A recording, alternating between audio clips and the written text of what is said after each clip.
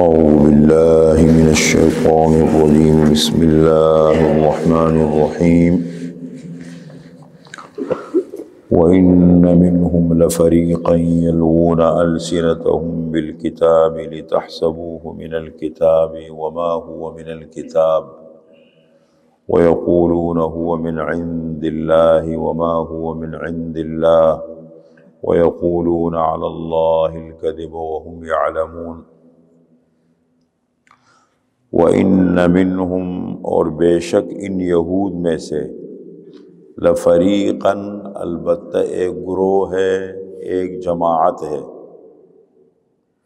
یلوون السنتہم بالکتاب دباتے ہیں اپنی زبانوں کو کتاب میں، لتحسبوہ من الکتاب تاکہ آپ خیال کریں اس کو کتاب میں سے، وما هو من الکتاب اور حالانکہ وہ کتاب میں سے نہیں ہے، ویقولون علی اللہ الکذب اور کہتے ہیں اللہ تعالی پر جھوٹ، وہم یعلمون اور وہ جانتے ہیں۔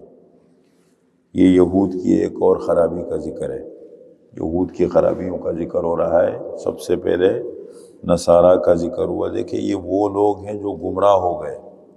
اس وقت دنیا کے حالات پر نظر ڈالے، یہ جو یہودی ہے یہ کون ہے؟ انبیاء کے ماننے والے لوگ تھے، وقت کے ساتھ ساتھ خراب ہو گئے اور کتنے زیادہ آگے چلے گئے، اللہ سے دشمنی پر آ گئے اور اللہ کے نشانے پر آ گئے۔ اسی طریقے سے نصارہ کو دیکھ لے، عیسائیوں کو۔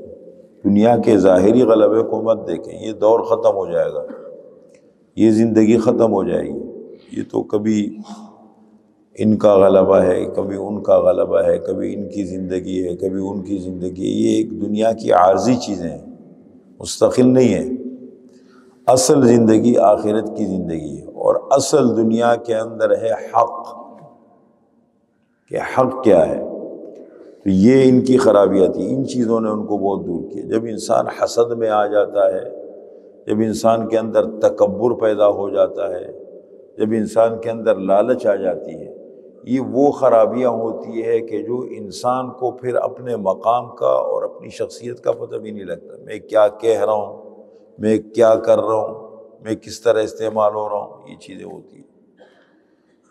تو یہ اس کا ذکر ہے۔ یہ لوگ کیا کرتے تھے؟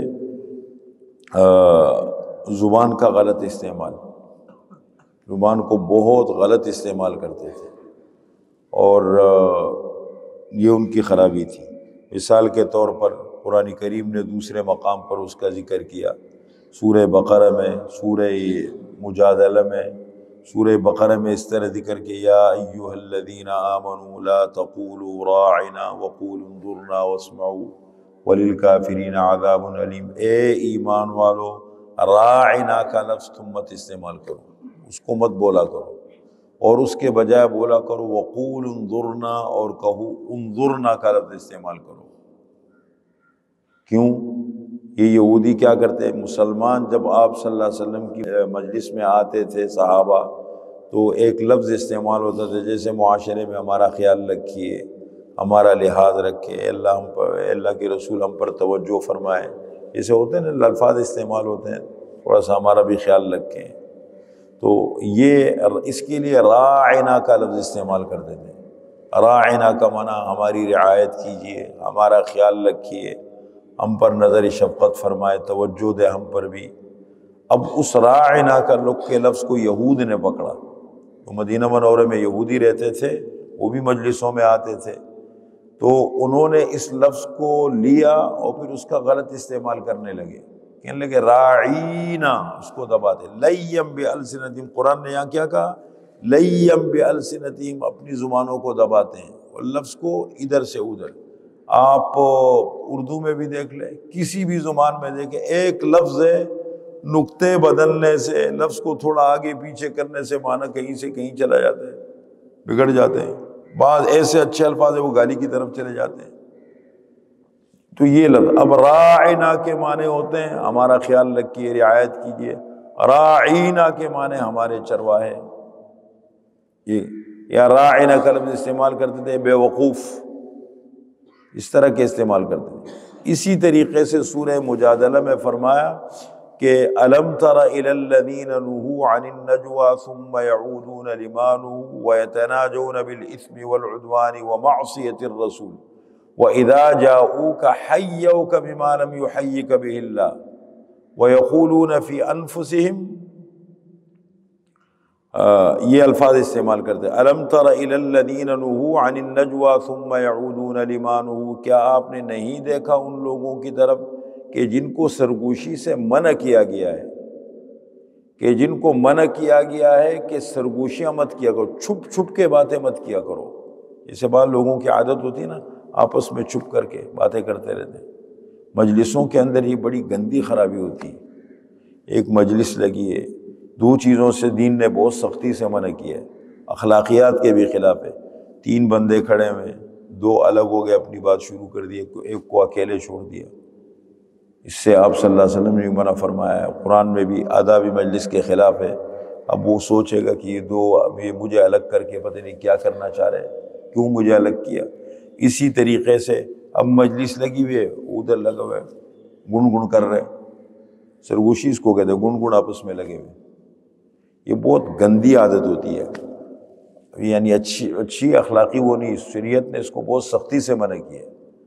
مجلس میں ہو یا اسی طریقے سے کسی پہ ہنس لیا، کسی پہ طعنہ مارا، یہ چیزیں انسان کی جو اخلاقی وہ ہے نا اقدار، وہ خراب ہو جاتے، گر جاتے ہیں۔ موقع مناسبت کو کبھی بدگمانی کا ماحول مت بناؤ، ایسا کام مت کرو جس سے سامنے والے کے ذہن میں بدگمانی پیدا ہو۔ وہ یہ تاثر لے شاید اس نے مجھے مذاق اڑایا، مجھے حقارت سے دیکھا، پتہ نہیں مجھے کیا سمجھ رہے، مجھے کیوں یہ کیا گیا۔ تو اس کو اب یہ کیا کرتے تھے، سرگوشیاں کرتے تھے۔ وَيَتَنَاجَوْنَ بِالْإِثْمِ وَالْعُدْوَانِ وَمَعْصِيَتِ الرَّسُولِ، غلط میں سرگوشیاں کرتے تھے۔ اچھا، وَإِذَا جَاءُوكَ حَيَّوْكَ بِمَا لَمْ يُحَيِّكَ بِهِ اللَّهُ، اور جب یہودی آپ صلی اللہ علیہ وسلم کی مجلس میں آتے تھے یا آپ کے پاس سے گزرتے تھے تو ایسے الفاظ کے ساتھ سلام کرتے تھے جو الفاظ اللہ نے نہیں سکھائے، ایسے الفاظ۔